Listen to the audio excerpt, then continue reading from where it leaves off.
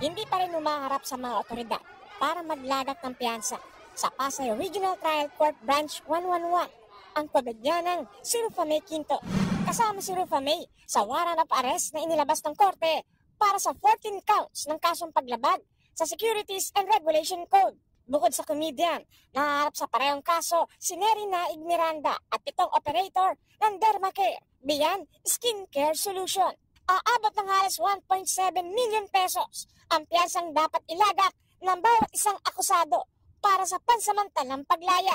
Sa January 9 naman itinakda ng RTC Branch 111 ang arraignment, pre-trial at pagdinig sa motion to quash ni Neri.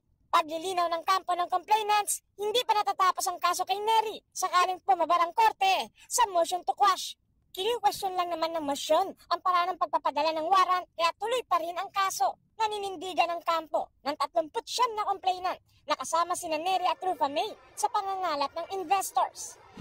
As far as we know, sila po ay among those na sumasama sa mga pack marketing. Accordingly, makikita po doon sa resolution sa level po ng prosecutor, ayun po yung naging decision po nila. It is really a requirement that an endorser based po sa batas ay kailangan po ng special permit from the SAC.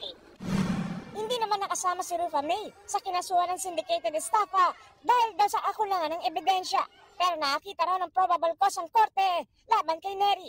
Malaking tulong daw ang pagkakahuli kay Neri dahil dito muling nabuhay ang kaso ng Dermacare na ay wala raw halos pag-usad. Kumuha na rin ang NBI ng kopya ng arrest warrant laban kay Rufa May at 7 iba pang akusado sa Dermacare para isagawa na rin ang pag-aresto. Posible rin lumapit ang mga complainants sa DOJ para ipauli sa Interpol ang Board of Directors ng Dermacare kung nasa labas na sila ng bansa.